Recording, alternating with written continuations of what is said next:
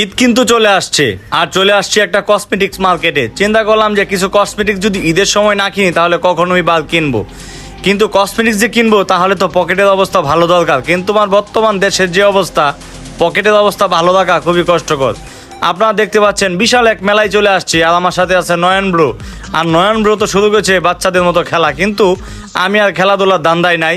ঘুরতেছি বিভিন্ন জায়গায়, বিভিন্ন স্টলে, বিভিন্ন কিছু কেনাকাটার আশায়, কিন্তু কিছুই কেনাকাটা হচ্ছে না। তার কারণ এত সময় মেলায় ঘোরাঘুরির পর আমার মাথাটা কেমন জানি ঘুরছে, চারদিকে যা দেখি সব এলোমেলো। এই মুহূর্তে দেখছি আকাশে একটা ঘুড়ি, কিন্তু ঘুড়িটা মনে হয় আর্টিফিশিয়াল, যদিও অনেক সুন্দর লাগতেছিল। এর মধ্যে ঢুকে পড়লাম একটা শোরুমে, চিন্তা করলাম এখান থেকে যদি কিছু একটা কেনাকাটা করা যায়। কিন্তু এখানে যাওয়ার পর যা বুঝতে পারলাম, যা হলো শুধুমাত্র ফ্যামিলির জিনিসপত্রই, যা আমার জন্য প্রয়োজন নাই। তাই এখান থেকে কষ্ট মনে নিয়ে বের হয়ে আসলাম, কিন্তু আমি নিজে কিছুই কিনতে পারলাম না। আমি কেনই বা মেলায় আসলাম? এই কষ্টটা নিয়ে আমি মেলায় ঘুরতেছি, আমার কি আসলে মেলায় আসাটা উচিত হইল? একদিক দিয়ে মেলায় ঘুরতেছি ঘন্টার পর ঘন্টা, কোনো কিছুই পছন্দ হচ্ছিল না। অন্যদিকে আমার সাথে থেকে নয়ন ভাই হারিয়ে গেল। এত বড় একটি মেলার মাঠে যদি কেউ হারিয়ে যায় তাহলে খুঁজে পাওয়া খুবই কষ্টকর, যদিও এখানে মোবাইলের নেটওয়ার্ক খুবই স্লো ছিল। তো যেহেতু নয়ন ভাইকে পাচ্ছিলাম না, তাই শীতের আরাম একটি কম্বল দেখতে গেলাম কম্বলের শোরুমে। এসে দেখি যে দাম এবং মান দুটো মিলে আসলে আমি কনফিউজ। নামের সাথে মানের সাথে কোনোটাই মিলতেছে না। মান মিললে দামে মিলে না, দামে মিললে মানে মিলতেছে না। তাহলে আমার কী করা উচিত? আমার কিনা উচিত নয়। তাই আমি চলে আসলাম অন্য একটি শোরুমে। আইসা দেখি যে এটা মোটামুটি একটু চলে, কম দামে ভালো মাল। যাই হোক, তারপরে আমি কিনলাম না, আমি চলে আসলাম নকশিকাতার শোরুমে। তার কারণ আজকে যেহেতু মেলায় আসছি, মন মতো দেখবো, যদি ভালো লাগে কিছু একটা কিনবো। কিন্তু কম্বলের চেয়ে যখনকার দেখি খেতার দাম বেশি, তখনকার তো আমার মনে হয় যে কম্বল কেনাটাই সবচেয়ে বেটার।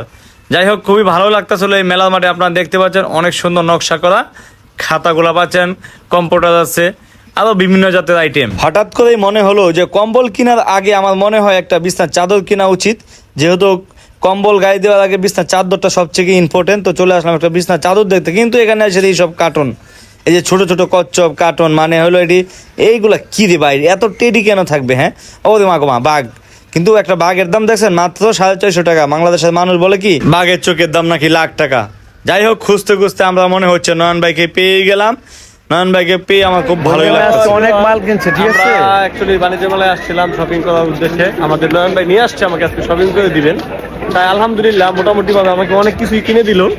হ্যাঁ, কিন্তু টাকাটা আপাতত আমার পকেট থেকে দিছি, কিন্তু সে দিয়ে দিবে পরে, আমি বুঝতে পারছি। কোথাও কি লেখা আছে যে পরে আমি দিয়ে দিব? না, লেখা নাই, কিন্তু ওইটা হলো মনের একটা ব্যাপার আছে।